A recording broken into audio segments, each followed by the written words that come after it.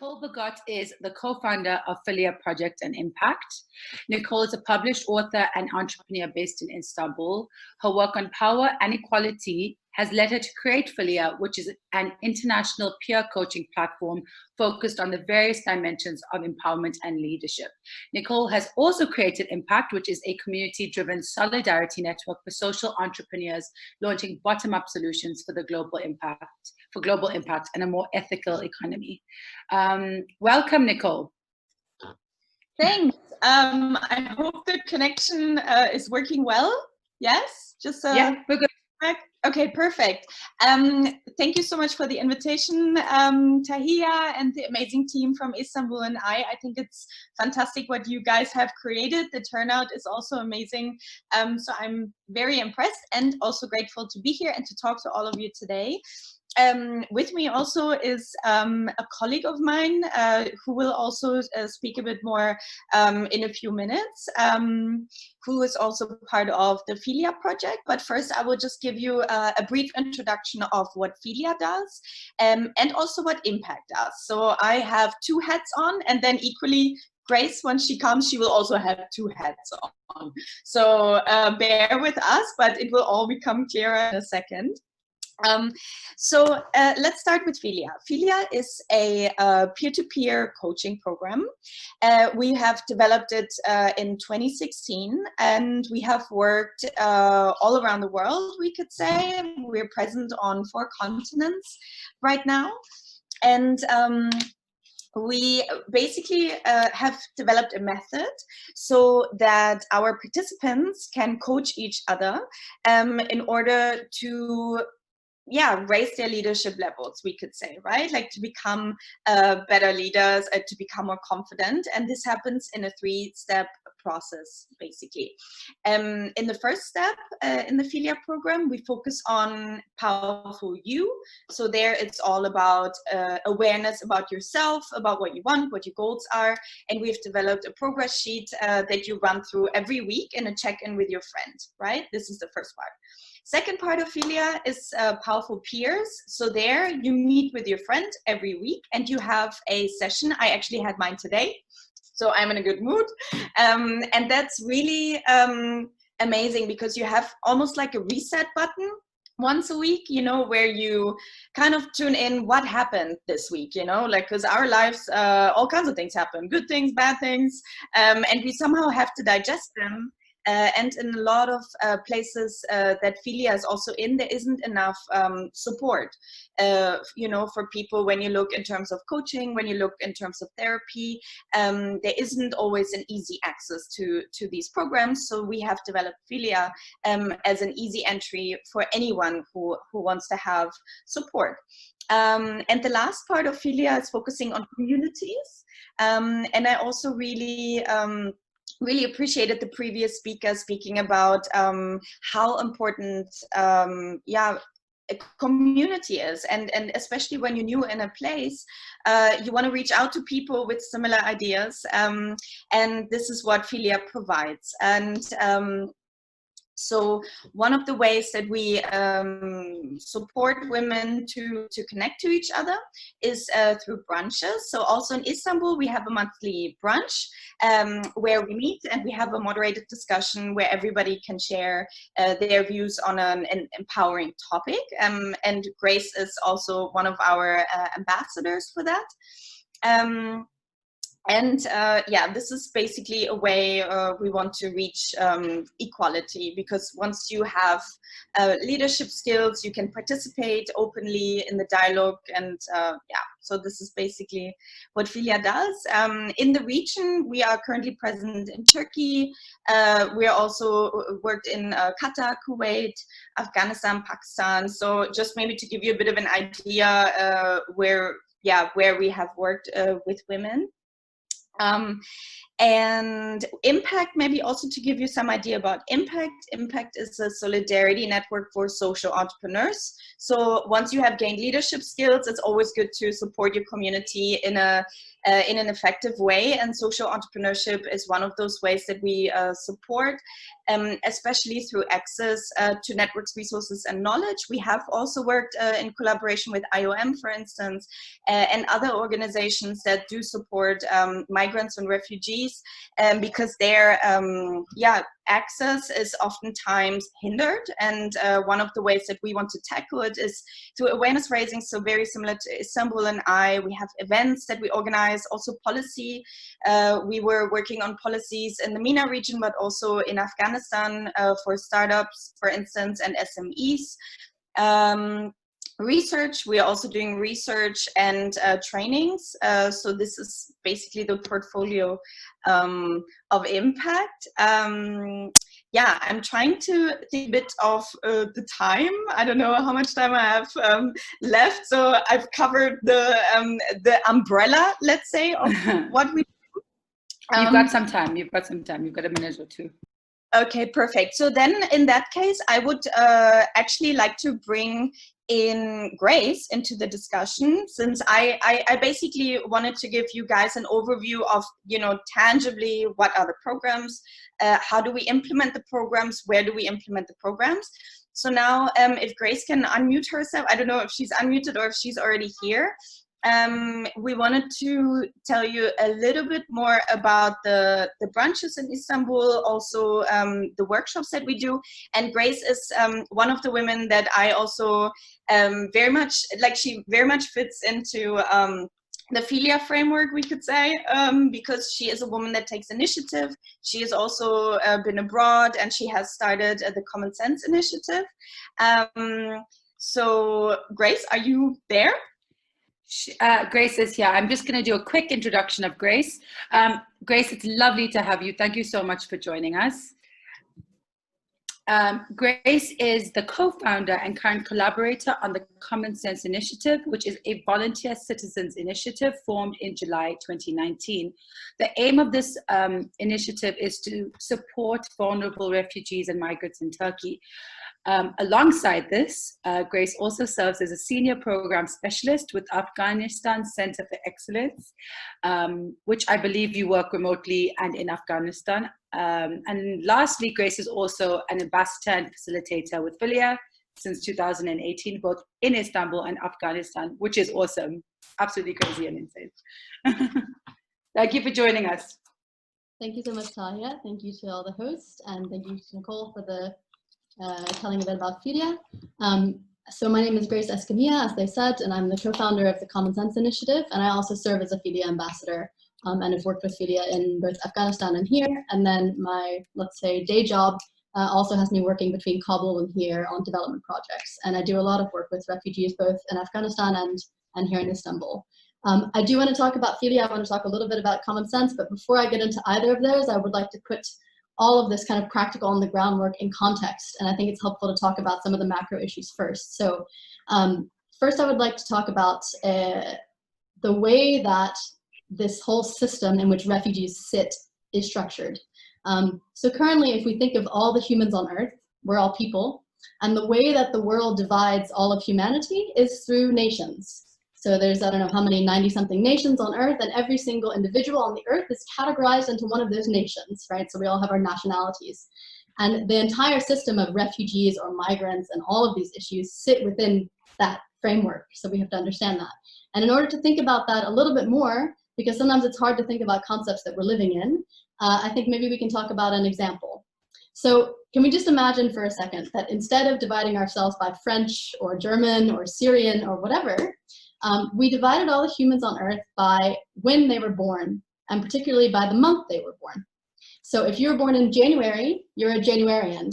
And if you were born in May, you're a Mayan. And if you were born in December, you're a Decembrian. Okay?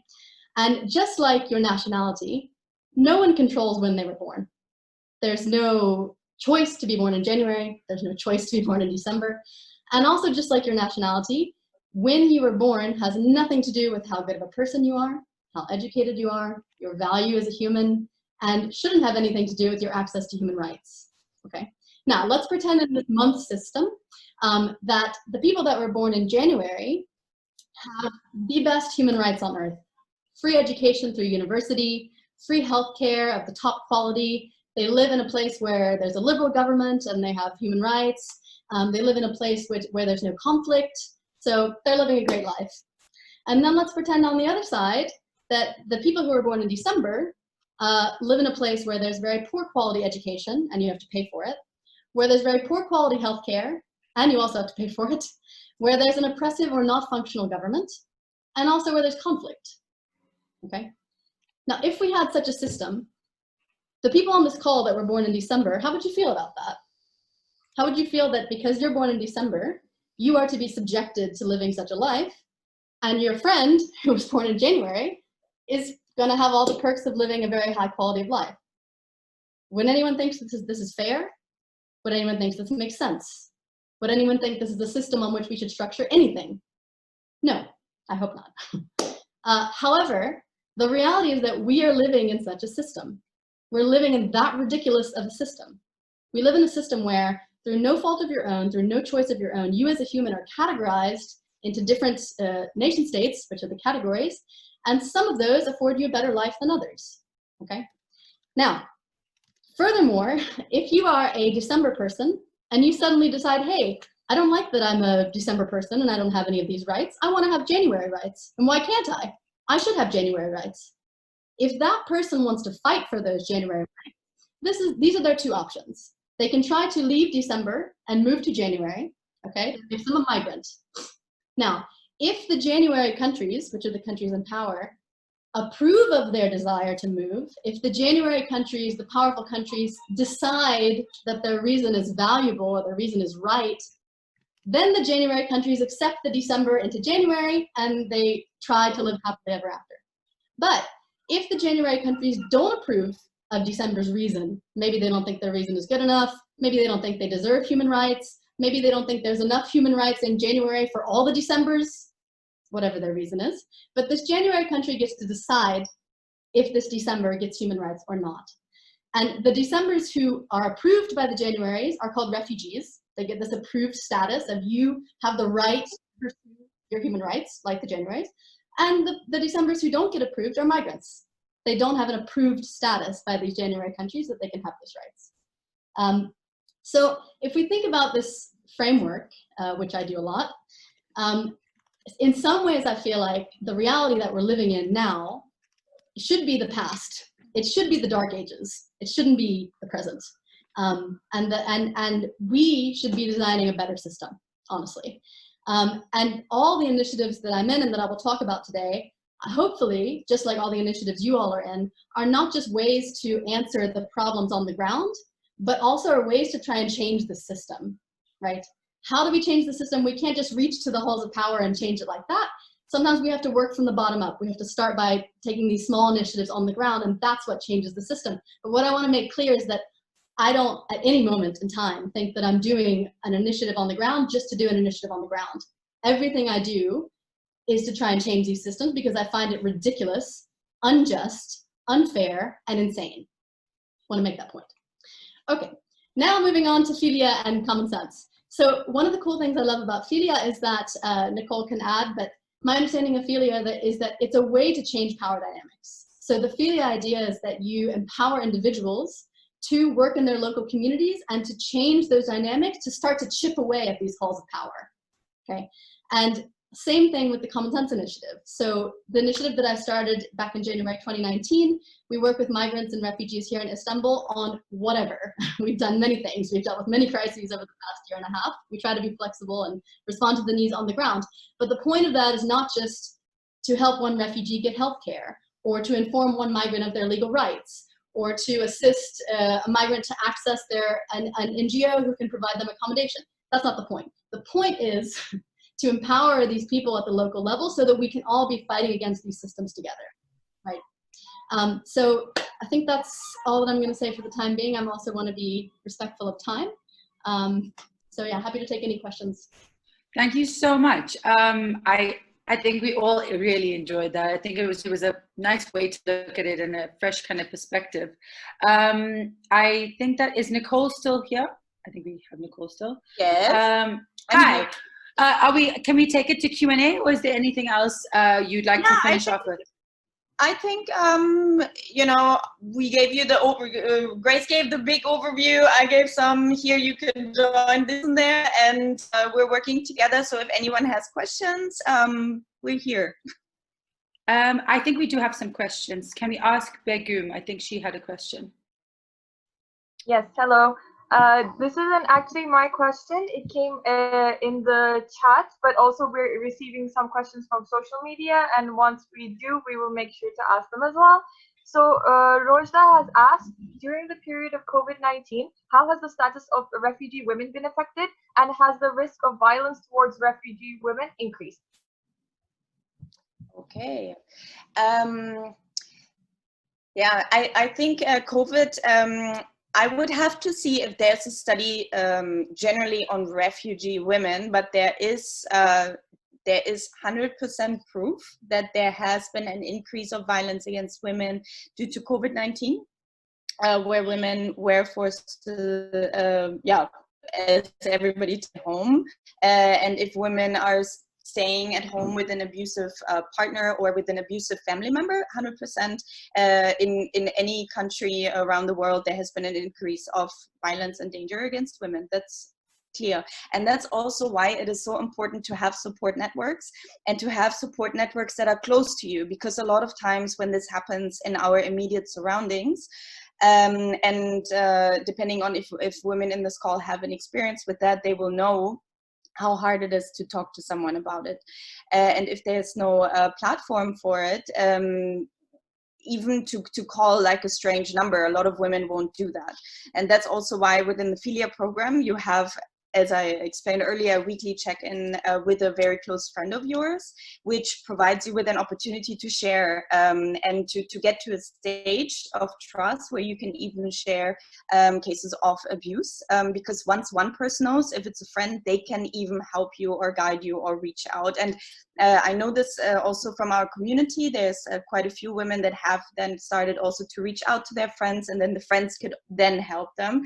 But that step is very, very hard a lot of times. Yeah, so definitely. We have another question from Ala. Can you hear us?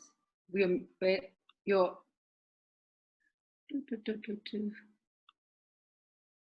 I was just trying to unmute him. The mute button is not my friend today, guys. Okay. No, we've still got you muted. We'll figure that out. I've got a question from the chat that I will ask, and we'll come back to you when you're muted up. I don't know. Okay, so we have a question from the chat. It says, what are some of the main challenges? I think this is directed to Grace and also maybe you, Nicole, so you can both answer. What are some of the main challenges you have found working on the ground with these vulnerable migrant and refugee communities, specifically in Istanbul? And maybe we can extend this also to Afghanistan, because I know you both have experience there. So maybe you can shed light on that. Sure, yeah, happy to. I think here in Istanbul, there are a lot of kind of smaller challenges, but again, I like talking on the macro level. So I think one sort of macro level challenge that we as the Common Sense Initiative have come across is that there are a lot of limitations due to various political or social factors of what most of the entities on the ground in Istanbul can do. So if you're an NGO or a UN agency or things like that, there's only so much you can do to help the refugee and migrant community. And that's a huge challenge, because that means there are lots of gaps that are not filled by those players. So that's one of the reasons we even formed. But what I want to say to you all is that there is room and there is a need for more than these big players to be active on the ground. So if you're an individual, if you're a volunteer, if you're working with a small group, if you're there's no level that's too small to be effective. And in fact, in Istanbul, there is a need for that kind of small level, individual targeted initiatives, because otherwise there's some things that these organizations can't do. So that's the kind of macro answer I would say, is that we need more individuals working or small volunteer groups or things like that, rather than just the UN and Assam and these sorts of things. The other main challenges, you all probably know them. It's like access to healthcare, access to legal services, vulnerability economically, especially in COVID. A lot of migrants have lost their jobs. We talked about that earlier. And also a lot of them, well, not a lot of them, but some are trying to move on to Europe. So there's always that, just trying to figure out how to do that in a way that's safe and that will be successful. So I think you all know those. But what I would just say to you is, please don't think that just because you're an individual or just because you're small or just because whatever, you can't make an impact on the ground here in Istanbul, because you can, and there is a need for it. Thank you so much, Grace. We did manage to get our other speaker. Ala, can you ask your question, please? I don't have a question. Oh. Okay. Let me. We have a question from one of our members, Fatima. She actually wants to know how she can participate in your projects and what kind of support you guys need. Common sense and maybe Philia too. Yeah, so with Philia, we're always looking for volunteers here in Istanbul for our monthly Women's Empowerment Brunch. They have been virtual up until now, but we are thinking of opening it back up. So if you are interested in meeting other women and talking about empowerment issues, then you're most welcome. And for impact, it would be best actually to contact us via our social media, and then we can see what kind of field you're interested in or equipped with. So yeah, Grace, common sense? Yeah, for Common Sense, we are always looking for volunteers. As I said before, we're a completely volunteer-based citizens initiative. So we just, anyone that can help, we are happy to take your help. So I'm gonna just paste in the chat box. We have a Facebook and Instagram and also my personal email. So if anyone is interested to volunteer with the Common Sense Initiative, please feel free to contact us through Facebook or Instagram, or to email me. The typical activities that we need from volunteers are things like translation services or graphic design, or doing kind of admin stuff like filling in Excels. If anyone loves Excels, please contact me. Because I don't. Or also sometimes like making calls, or sometimes just like doing a bit of research. So there's something for everyone. So just contact me with your skill and how much time you have to volunteer, and I will connect you. Amazing, thank you. I think you will be hopefully getting a lot of responses to that. We have another question from Mustafa. Mustafa, can you unmute yourself, please? I think I did it, yes. Great, welcome. Hello, thank you so much. I was greatly impressed by the Philia project. So I'm from Afghanistan. At the moment, I'm doing my graduate studies in University of Glasgow, UK. So I have a question, especially about your program in Kabul. So as far as I had a quick check on your website, I guess so you had just woman-based program. I don't know how long we have, so I have like a series of questions, so I can just manage. I'll give you 3 minutes. Go as fast as you can. All right. So first thing about the women. So how did you get the participants? Was it like something like application based, or you selected from a pool of applicants, or how was it? And the second thing, the challenges about, so I'm from Afghanistan, I know how challenging it could be to have a woman participant in a program such the Philia project. And third question would be, did you collect any data on your project or whatever impact the project had? Okay, thanks for the questions. Amazing journey that you've described of yourself and doing your studies in the UK. Cool.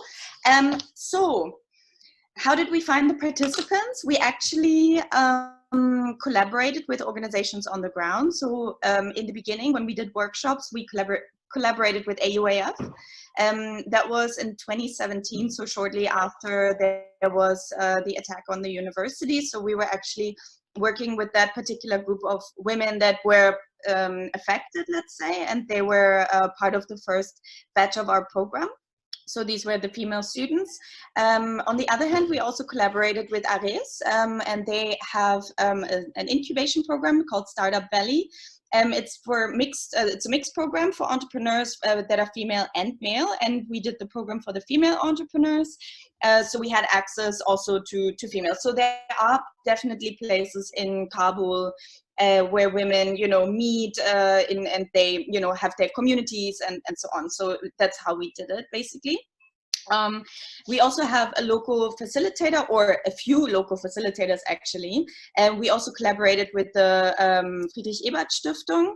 If you're aware of them, there's also Konrad Adenauer Stiftung. So there are a few German foundations that we're collaborating with that have a pool of women that are in their leadership and training programs. So this is also how we find our participants, basically. But our participants also find us. So Grace can maybe also do an add-on after I talked about the challenges, but we have an open meetup every month, like we have in Istanbul. It also takes place in Kabul, and anyone can join and come. The only thing they have to cover is their food and drink for their brunch, because we usually eat together. And then this is how the participants can either find us and they can join our programs, on a volunteer basis, same as in Istanbul. So this is how it works. We also have quite a few Afghan colleagues on the Philia team. So they know, as you know, everybody knows everybody.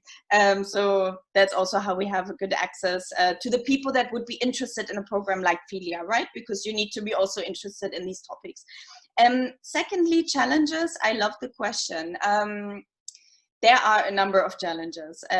So I think the biggest one, I don't know if it's the biggest one, but the first one that comes to my mind is security challenge. Especially when you run a program that is weekly or that has a sort of sequence and you want to meet every week. But then because of security issues, people cannot come, they cannot travel, you can only choose certain times. It makes it very difficult to stick to a schedule and to a plan if you want to go in a sequence with a particular group of women at the same time. And this is what the Philia program is about, that you meet, that you gain this trust, that you build a trusted environment. So if you have like hiccups, you miss weeks, you cannot see everybody, then it kind of, it disintegrates these bonds, and I think this is one of, it's a major issue, but it's also so much needed that you have a sort of continuity that you can count on, that it's happening. From the organization, but also from the student perspective. Then obviously challenges, it's family.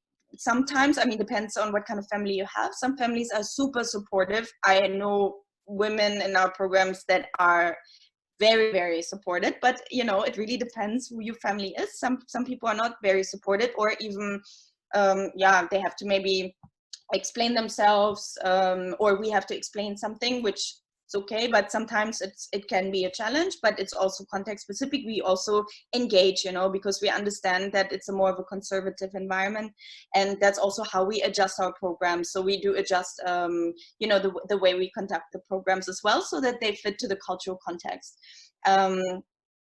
Grace, did you have an add-on in terms of finding participants in the brunch? Maybe actually before I hand over, one other challenge is definitely also language.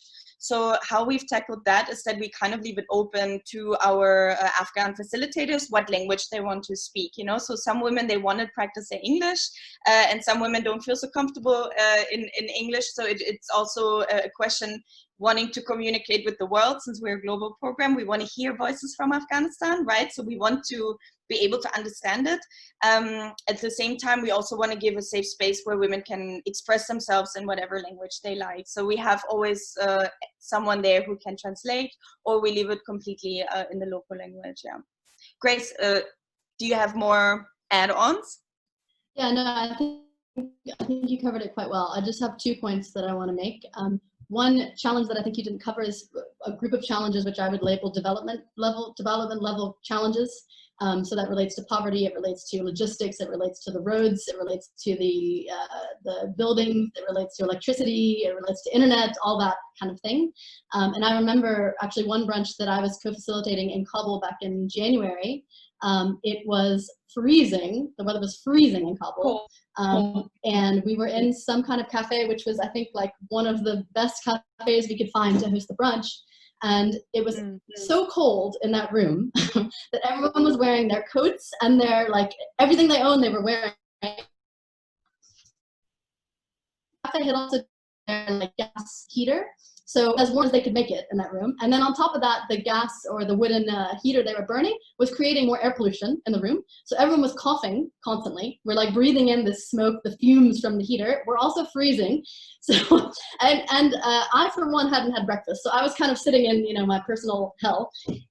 But what I want to say about that is that while I, coming from a Western country and not living in Afghanistan, you know, I was thinking, like, how can you even do anything in such a state? Like, how can your brain function, you know, if you can't even feel your fingers, which I couldn't.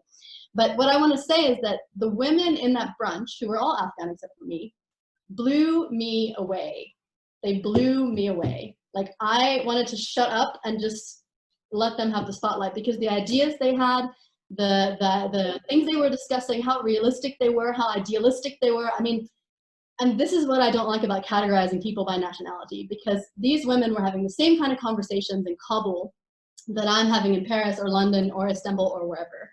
So there are challenges, believe me, there are challenges, but I'm so inspired by specifically Afghan women, but I mean any sort of people living in a very challenging environment that are somehow still doing everything that everyone else is doing and more.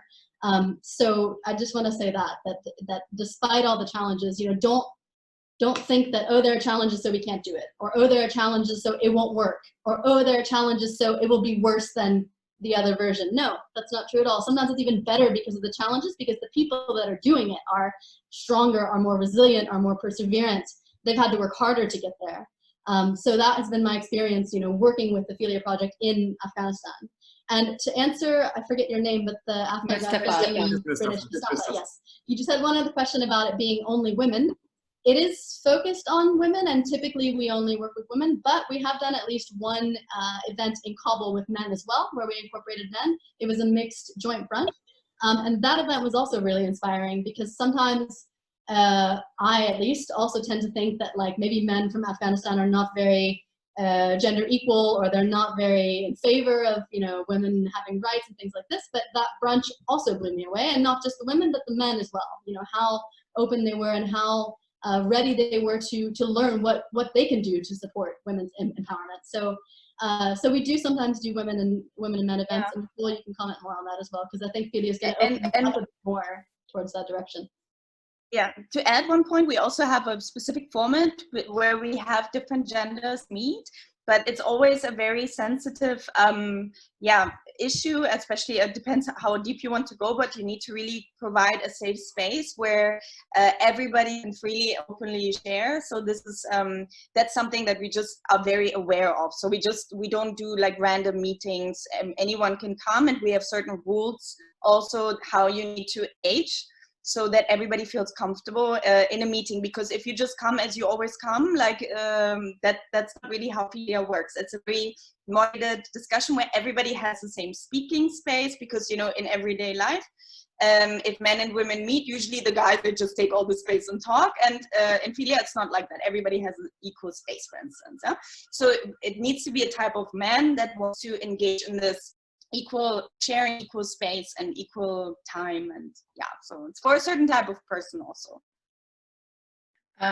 Thank you guys both so much. I think that it was nice for us to get a broader understanding of where women lie in this kind of in the refugee sphere. And also, I think it's, Grace, you pointed out to a great point, is that, you know, it's so easy for us to not have not necessarily negative perceptions, but just perceptions and ideas of refugees that maybe are, you know, it doesn't necessarily have to be a wild or extreme thought. It could just be down to small things. So I really think it's good that we bring these conversations to light. We break these stereotypes that even we might have in our head. So I think that the work that both of you are doing is incredible. And really, I encourage everyone here to get involved in either Common Sense or Philia, both wonderful, wonderful organizations. And thank you for sharing today with us.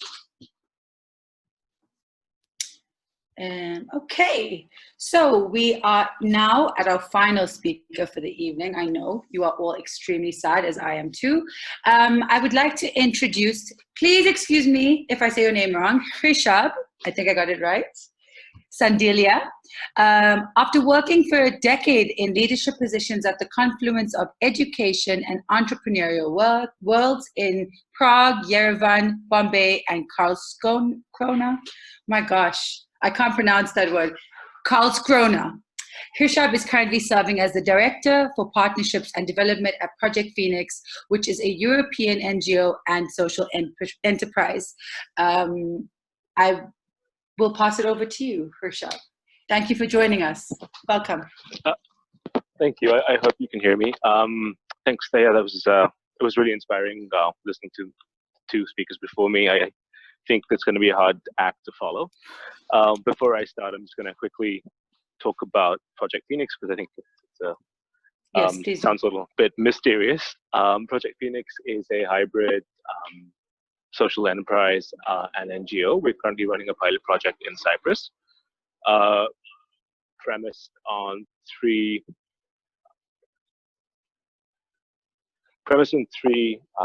sort of pillars. We focus on a fellowship where we work with refugee fellows to empower them through entrepreneurship. We run an innovative program where we partner with other established NGOs and legacy institutions and cover the gaps that they cannot. And we focus on advocacy and trying to change policy. We do this on a sort of unique approach using ideas like systems thinking, social innovation, and of course, sustainability, focusing on ecological and social sustainability. Now, let me try and explain what that actually means and what we actually do with some examples. In a sense, we try and approach our work to the empowerment of our refugee partners. And when I say refugee, I mean we work with refugees, we work with migrants, and we work with asylum seekers. So all three in Cyprus have different legal statuses. And so we need to be cognizant of that to ensure that we are within the legal framework of what the government allows us to do in Cyprus. In terms of mindsets that we use as an organization, we use an approach premised on systems thinking. So generally, we try and look at things from the big picture. We try and understand that there's a lot of complexity when you're working with issues of migration and refugees. And in that, you need to be able to address things systematically in a way that does not cause unforeseen problems. We try and approach our work with an agile, innovative approach without trying to stay very sort of firm and fixed. And because we're a small organization currently, we work with mostly 4 or 5 fellows currently. We are able to do this. We're able to switch around and change our approach based on what's working. And this leads into the other two things that we use as a mindset, is that we have a human-centered approach. We put our fellows first. We try and work with them, and we build our programming and the activities we do around their needs. So it's not something that we're trying to say that they need. We actually work with them in identifying their needs, and we use a lot of feedback loops. So we're trying to constantly change and tailor our approach based on what it is required at that time. And again, I'll talk about examples because I feel like this period with COVID in the last few months actually allowed us to prototype this in a much more realistic way.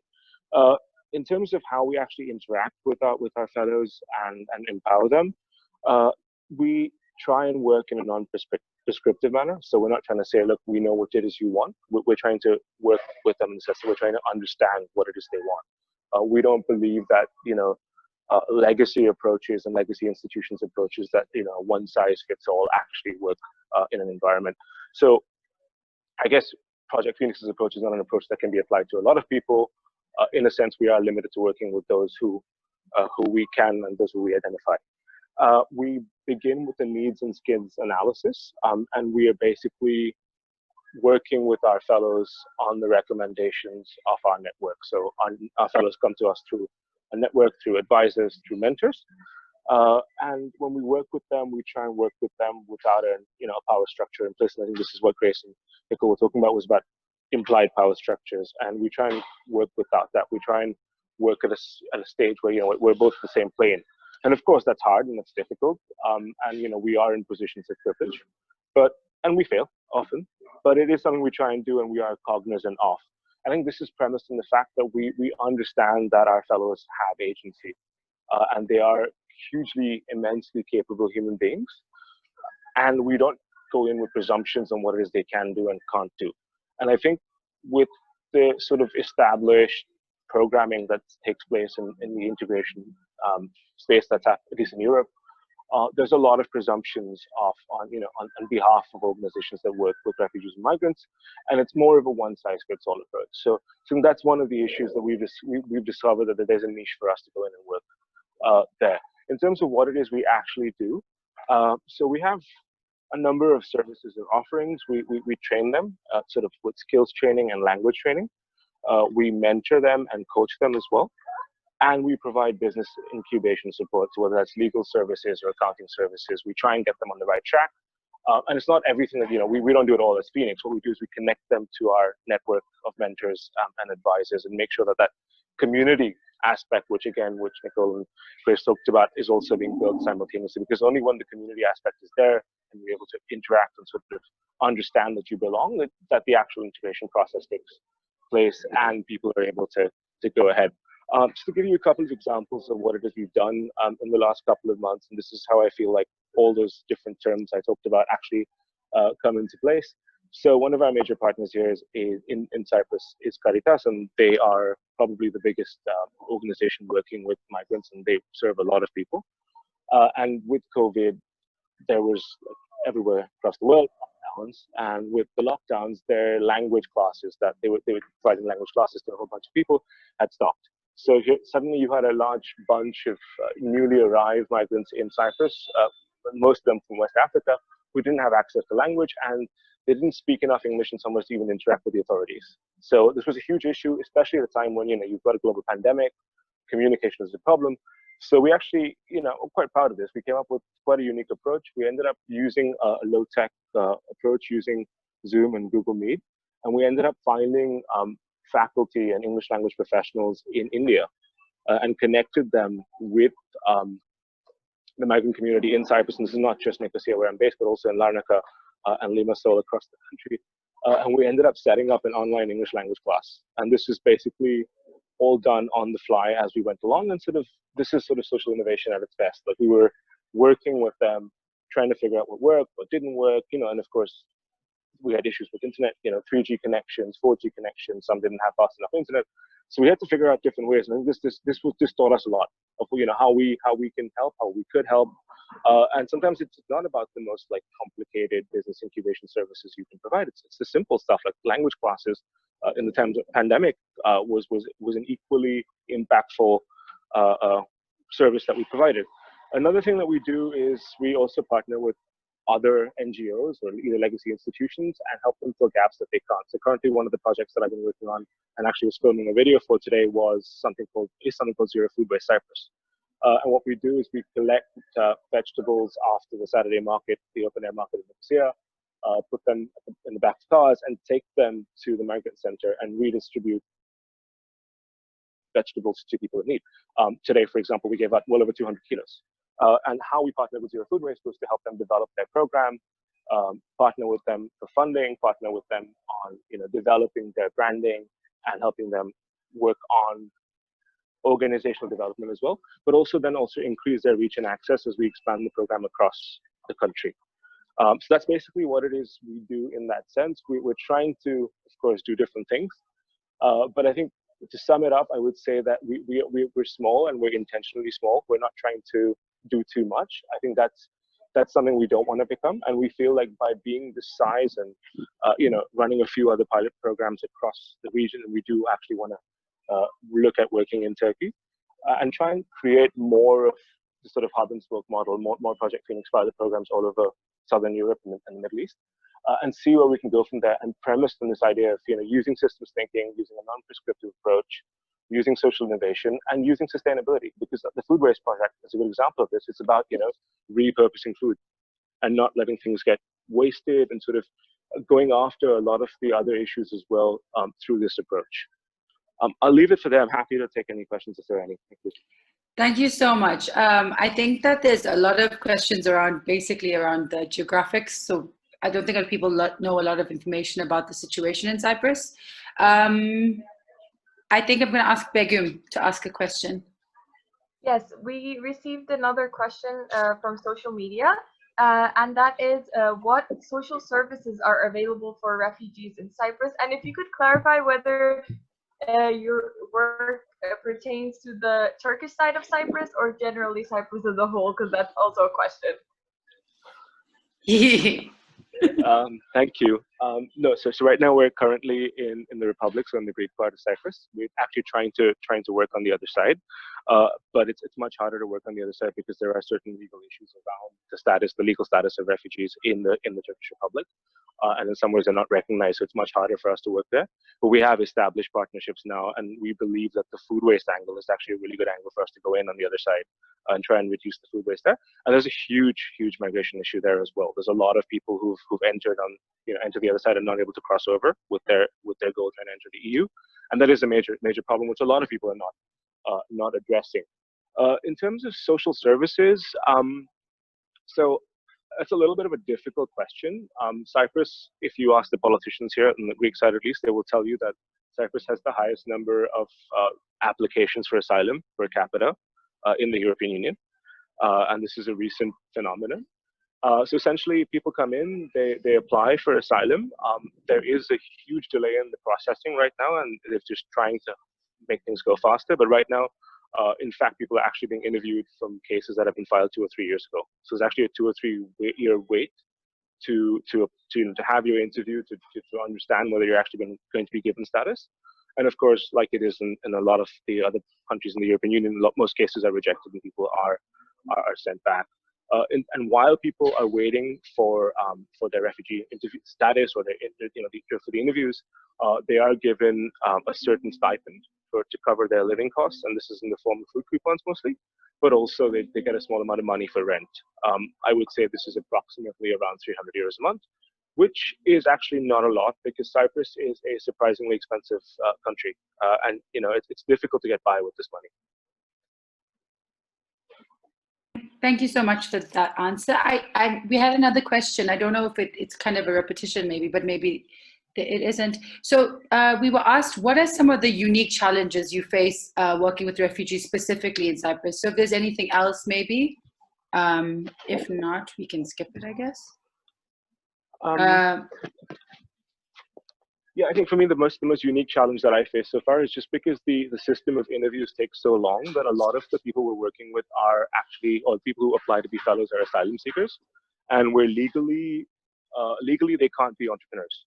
And in fact, Cyprus has a very restrictive system that if you're an asylum seeker, there's a list of about 15 or 20 jobs you can do, and if you cannot work in any other field except for these jobs, and these are very mostly menial jobs, so sort of working in a bakery in the middle of the night, or sort of doing cleaning work. And everything else is very restricted. And of course, like being an entrepreneur is a no-go. You cannot be an entrepreneur. So we, in some ways, are stuck because we can't help these people open their own businesses or facilitate that kind of access for them because of the legal situation. And it's difficult for us. But we don't want to be working in an illegal space. But it's very hard for me personally to say no, I can't help you because the system doesn't allow me to do that. Amazing. And my final question is, it's a bit of a vague question, but I know you did say that Project Phoenix, you keep it small and that's kind of your model, but where do you see Project Phoenix going in the future? What are your future plans for it? So yeah, I think what we want to do is keep it small in the sense that we want to run a multiple Project Phoenix sort of hub and spoke model sort of system where we have multiple Project Phoenix operations or pilots across the Middle East and across even parts of Northern Africa, because we feel like having this will allow us to facilitate these sort of approaches where we can help 10, 15, 20 people in a city, because that way we believe we can have more effective change, because we also believe in the sort of pass it on, knock it on approach. By working with people and empowering our fellows and our refugee friends, we can then help them empower others in their communities. And I think that, and we're actually seeing that happen now, because we've been here in Cyprus the last 10 months, and this summer we're going to actually be able to launch 2 businesses that our fellows' businesses, and it's a really exciting time to see that happen, and see all that come to fruition. One of them is a Cameroonian recognized refugee. She lives here. She's a student, university student, also studying engineering, and she's launching a line of African-inspired fashion, t-shirts and shirts, and it's incredible stuff. She launched it. We had a soft launch a couple of days ago, and we put out a few t-shirts and shirts as samples, and 15 or 20, and they were sold in about less than 24 hours. So it's inspiring to see that, and we hope that people like her can go out there and empower her fellow countrymen, fellow refugees around her, and in fact that's what she's trying to do. She's trying to employ them in the process. That's the whole idea. Like, it's not just we help a few and then they will go on and help others and support others, and that's our model. We're not going to try and help everyone. I think everyone here is quite inspired. We've had a lot of very, very inspiring organizations, initiatives that really motivate us to just do more and learn more. Thank you so much, Hrishabh. Thank you. Yeah, and we will be sending the details of Project Phoenix shortly. Hrishabh, maybe you can send it on the chat, but yeah, just the link. Thank you. So I'm muted, sorry. Unfortunately, that was our last speaker for today and our last question. If anyone has any final remarks or closing statements, you are welcome to post in the chat.